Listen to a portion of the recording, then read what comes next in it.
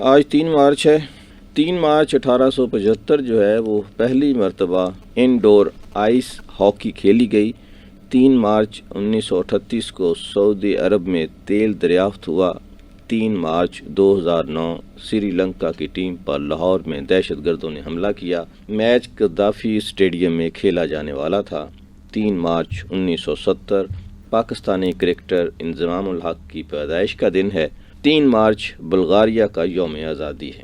Georgia کے لوگ 3 مارچ کو مدر ڈے مناتے ہیں اور مصر میں 3 مارچ اسپورٹس مین ڈے منایا جاتا ہے، اور آج کل تو وہاں کچھ اور ہی گیم کھیلی جا رہی ہے۔ بات کرتے ہیں تھوڑی سی بلغاریہ کے حوالے سے۔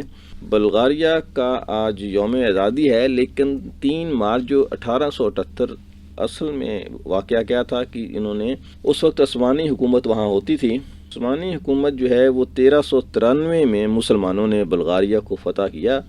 اس وقت اس کا دارالحکومت جو ہے وہ ٹرینوو ہوتا تھا۔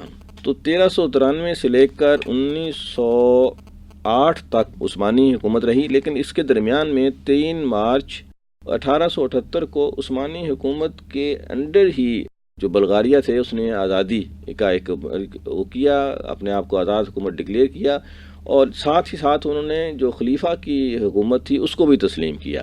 ایک بہت ہی نامنل سا اثر انہوں نے اس کو قبول کرتے ہوئے ایک سیاست سمجھ لیں کہ انہوں نے کہا کہ آپ ہمارے خلیفہ تو ہیں لیکن ہم ایک آزاد ریاست بھی ہیں۔ تو عثمانی بھی اس وقت جو ہے وہ زوال پذیر تھے، تو انہوں نے کہا ٹھیک ہے، جو برائے نام حکومت یہاں ہے موجود تو اس کو رہنے دیتے ہیں۔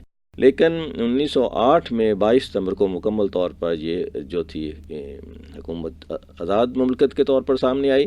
اس وقت جو بلغاریہ کا دارالحکومت ہے وہ صوفیہ ہے۔ صوفیہ نام ہی آپ کو بتا رہا ہے کہ یہاں مسلمانوں نے کس شان و شوکت کے ساتھ حکومت کی ہوگی۔ وہاں بہت بڑی تعداد ترکوں کی آج بھی موجود ہے جو مسلمان ترک ہیں، لیکن بتدریج ایک بہت ہی ماڈرن اور سیکولر حکومت کے طور پر یہ سامنے آئی۔